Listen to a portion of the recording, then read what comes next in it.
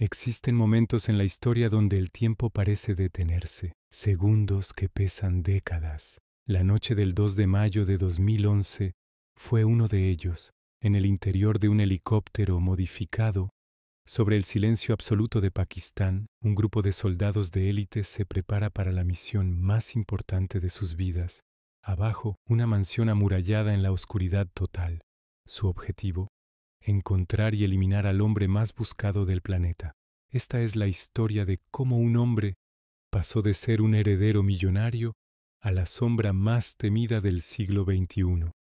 La historia de Osama Bin Laden. No nació en una cueva, nació en el oro.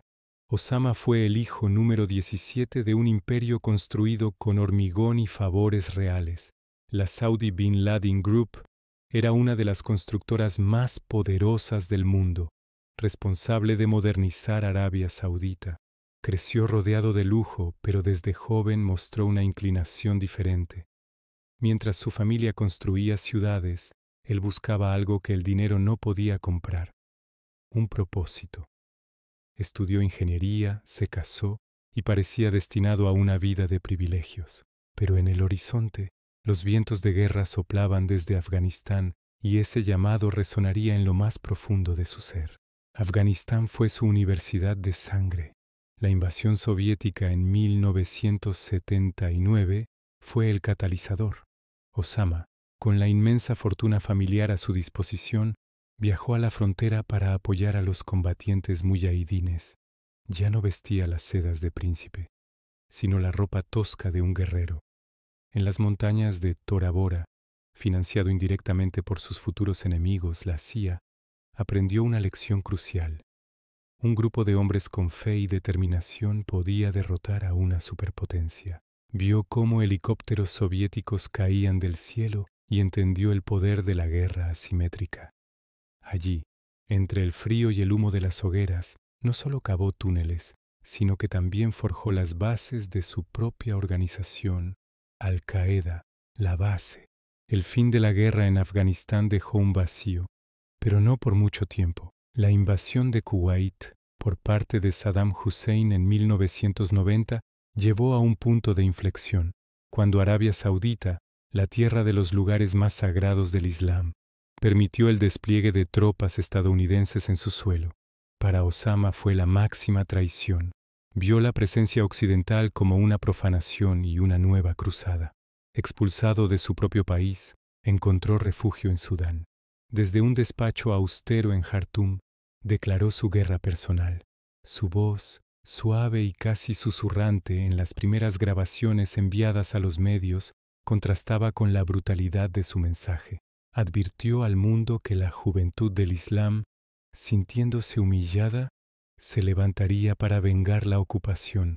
El enemigo ya no era la Unión Soviética, sino el enemigo lejano, Estados Unidos. Los años 90 fueron el preludio del horror. Al-Qaeda, ahora una red global, comenzó a golpear. Los atentados contra las embajadas estadounidenses en Kenia y Tanzania en 1998 y el ataque al destructor USS Cole en el año 2000 demostraron su alcance y letalidad. Eran advertencias sangrientas de lo que estaba por venir. Bin Laden, operando desde la seguridad de un Afganistán controlado por los talibanes, se convirtió en una figura casi mítica, un fantasma que dirigía una guerra santa desde las sombras, planeando meticulosamente su golpe más devastador, una operación tan audaz y terrible que cambiaría el mundo para siempre. El 11 de septiembre de 2001 no fue solo un ataque. Fue un espectáculo de terror diseñado para ser transmitido en vivo a todo el planeta. Mientras el mundo observaba con incredulidad y horror cómo las Torres Gemelas se derrumbaban, en una cueva en Afganistán, la luz de un viejo televisor iluminaba el rostro de Bin Laden. No hubo gritos de júbilo, solo un silencio sepulcral y un lento asentimiento. Había logrado su objetivo: llevar la guerra al corazón de su enemigo, humillar a la única superpotencia mundial y declararse el líder indiscutible de la yihad global. Pero ese día, en su momento de aparente triunfo, también firmó su propia sentencia de muerte. El hombre que había financiado la resistencia se convirtió en el fantasma más cazado de la Tierra. La respuesta de Estados Unidos fue masiva e implacable, iniciando la guerra más larga de su historia. Durante 10 años desapareció. Mientras el mundo cambiaba a un ritmo vertiginoso y las guerras en Afganistán e Irak estallaban en su nombre, Osama Bin Laden se desvaneció. Se convirtió en una leyenda, un espectro. Estaba muerto. Estaba en Pakistán, en Irán, o seguía oculto en las montañas de Tora Bora. La cacería humana más grande y costosa de la historia parecía no dar frutos. Drones Predator sobrevolaban picos nevados y desiertos, pero él era inalcanzable. Vivía en una prisión de su propia creación, aislado del mundo exterior, viendo su propio legado en videos grabados, envejeciendo rápidamente bajo el peso de la paranoia y la clandestinidad. Un fantasma enclaustrado mientras su ideología seguía expandiéndose como un virus por el mundo digital. Pero la inteligencia no descansa. Un pequeño hilo, el seguimiento a uno de sus mensajeros más leales, comenzó a desenredar el ovillo. El hilo no conducía a una cueva remota, sino a un complejo residencial sorprendentemente grande en Abbottabad, Pakistán, a pocos kilómetros de una prestigiosa academia militar.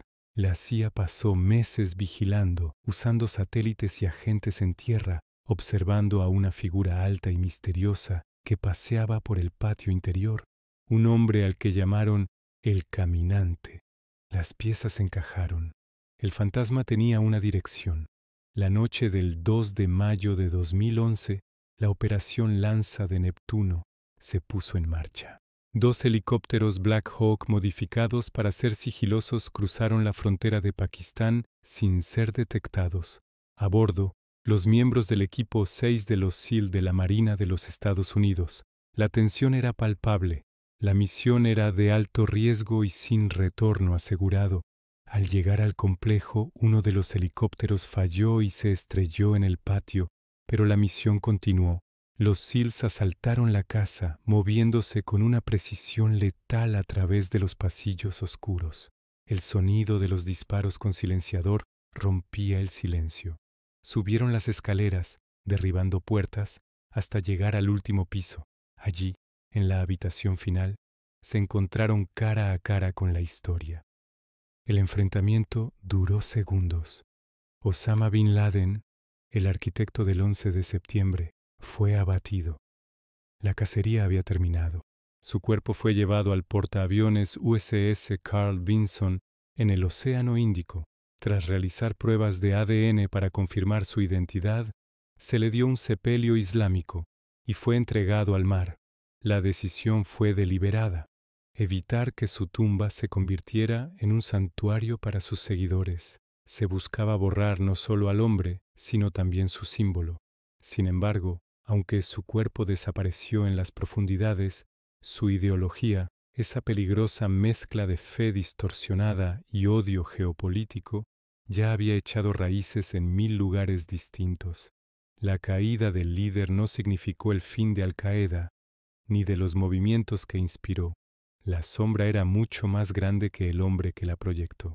La historia de Osama Bin Laden es un oscuro recordatorio de cómo las convicciones de un solo individuo, alimentadas por la historia, la política y la religión, pueden alterar el curso del mundo. Desde el lujo de Riad hasta las montañas de Afganistán y el encierro de Abbottabad, su vida fue una trayectoria que dejó una cicatriz imborrable en la memoria colectiva del siglo XXI. El complejo donde vivió sus últimos años fue demolido, dejando solo un terreno baldío, pero el vacío que dejó su figura y los conflictos que desató continúan resonando hoy. La suya es una lección sobre cómo una sola sombra, si se le permite crecer sin control, tiene el poder de oscurecer el mundo entero. Gracias por acompañarnos en este viaje. Si te interesa la historia que define nuestro presente, no olvides suscribirte.